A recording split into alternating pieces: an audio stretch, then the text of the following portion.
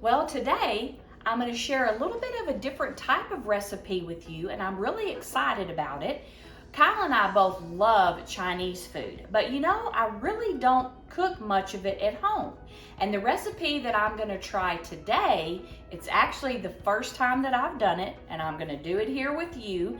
You get to see how it turns out, but I just decided, you know, as much as we like it, I can fix it a lot healthier at home. And, you know, instead of doing like a buffet or something like that, I can do it proportioned just perfectly for two. So what I'm gonna fix right now is, now this is not for the ones that don't like a lot of heat. This is called Blazin Kung Pao Chicken. And I'm actually gonna be using habanero peppers. So it definitely is gonna have some heat to it. A few things I've already done, I'm gonna go through with you really quick. Let me add some oil to my skillet. By the way, this is olive oil. Just gonna let it heat up a little bit. Now, what I've already done is I have taken soy sauce, I've taken rice vinegar, and then I've taken some arrowroot powder, which is the same as cornstarch. And I mixed that up really well with the whisk. I took about a pound and a half of chicken thighs, boneless, skinless chicken thighs, cut them in about 1.5 inch squares, and then put them in a pan or a casserole dish, and I poured that sauce marinade over the chicken, and it's just been sitting for about 30 minutes. So now I'm picking up right there, and I'm gonna go ahead, and I've got some green onions here that I'm gonna chop. I'm gonna get these chopped up, and we're gonna add these to my avocado oil that's heating over here in the skillet. So let's go ahead and do that. I'm just gonna kind of slice them up kind of thin, and we are going to use the whole onion. I have about 3 green onions. You can use more if you would like, because this really calls for, I'm actually not using as much onion as the recipe calls for, but again, your kitchen, you can do what you want. So you can add less or more. But we're gonna use all of it. We're gonna use the white and the green parts. All right, I'm gonna go ahead and I'm gonna throw this onion in here. I've got my heat down on low because I'm cooking it in a cast iron skillet. All right, now I'm gonna use my garlic press because I need to do about 3 cloves of garlic. And I'm gonna add my garlic right here with my onions. Okay, I love my garlic press. If you've watched me very long, you know that. One of my most favorite tools in the kitchen, because we eat a lot of garlic. Okay. Woo. Now, anytime, remember, you add garlic, you need to stir it around because you don't want that garlic to burn. And my skillet is really, really hot, so I'm turning it down. Get that the garlic and onion going around a little bit. You talk about fragrant. Wow, this smells so good. The next thing that I'm going to do is I have a little bit of fresh ginger, and I've already peeled it, so it's ready to go. And I have my little microplane here. I'm going to use this microplane to put the ginger in the pan. You can chop it up, you can do it any way you like, you could slice it really thin, but I love using a microplane because it's just really easy and quick. So we're gonna do about 2 tablespoons, and we're just gonna shred it right in the skillet. You think that there's nothing there, but it's all in the back. Give that a stir. Oh goodness, that smells good. Instantly you can smell that ginger just becomes fragrant as soon as it hits that hot skillet. All right, now the next step that we're gonna do is we're gonna go ahead and take our chicken that has been marinating. Okay, our chicken's been marinating for about 30 to 40 minutes now.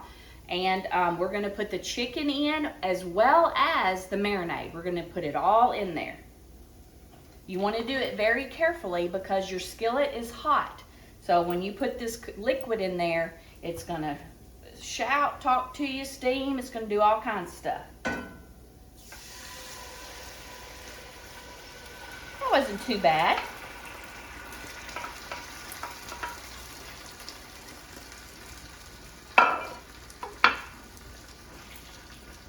Now we're gonna let this just kind of do its thing. We're gonna let it, all of these wonderful, wonderful flavors just blend together and let this chicken cook until it is nice and done.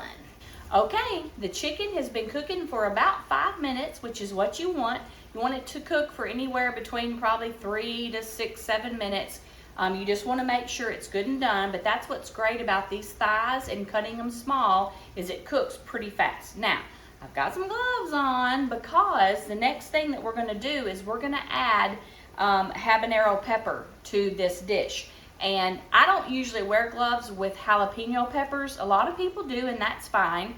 But with the habanero, I'm definitely wearing gloves because this is very, very important. If you have never handled peppers before, I want you to make sure you understand when you touch these peppers, that is on your fingers. And so if you touch your eye, if you touch your nose, or you are going to be on fire. It is not pleasant. So if you're not comfortable, just go ahead and put some gloves on, and then that way when you're finished, you can just throw the gloves away and you don't have to worry about it. Because really, like a jalapeno pepper, even if you use glove or you wash your hands afterwards, like if you don't use gloves, it's still there for a while. So anyways, I'm going to cut the end off here. And you may want to stick with like a jalapeno or a serrano pepper if you're not big on heat, because habaneros are quite a bit hotter. So, and I'm taking the seeds out because that makes it even hotter too. So, again, you do what you need to do for your taste buds. I'm going to kind of chop this up kind of small, but we're going to put it in there. We're going to let it cook for just a little bit. So that will tame it down a little bit too. Now this is a red, kind of a reddish habanero.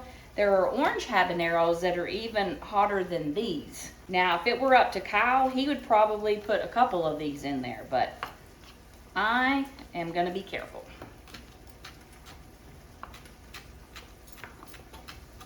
All right, I'm going to throw our pepper in here. And then also I have some dry roasted peanuts that I'm going to throw in there also. Now, we're just going to stir this really well.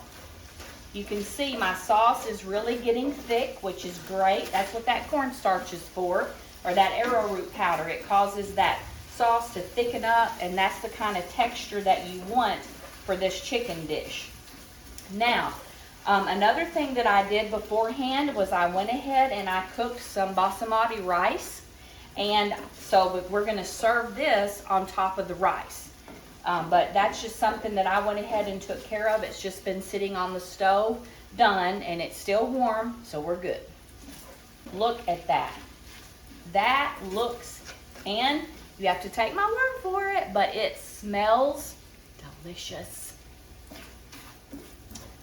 Okay, our chicken dish is ready.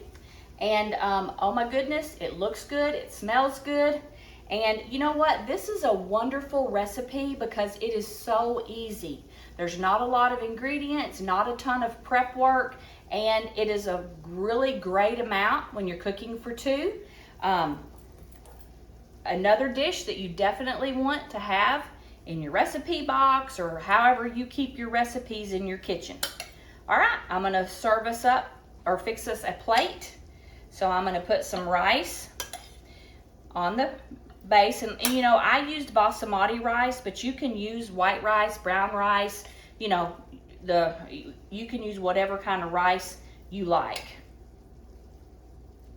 Okay, now I'm going to put some of this scrumptious, blazing Kung Pao Chicken on top of this rice.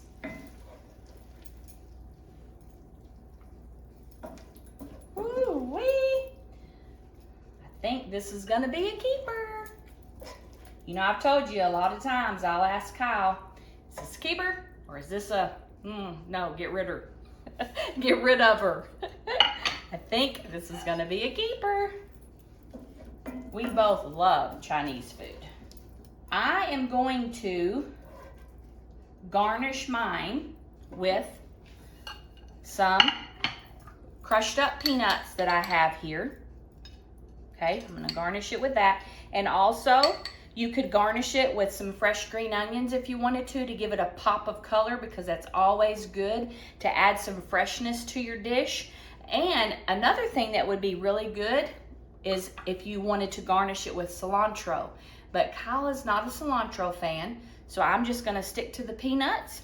And as you can see, this looks scrumptious. So I hope that you were able to pick up something today that maybe you didn't know before, something that you can take into your kitchen and cook up something great for your family. If you want the full recipes, you can go to my blog at Cook It For Two. That's cookitfortwo.com. If you haven't subscribed to my YouTube channel, head over there. Hit the subscription, hit the bell, you know what, comment, share, do all those things, because all of those things just help support my business, and I really, really appreciate it. Lord bless you.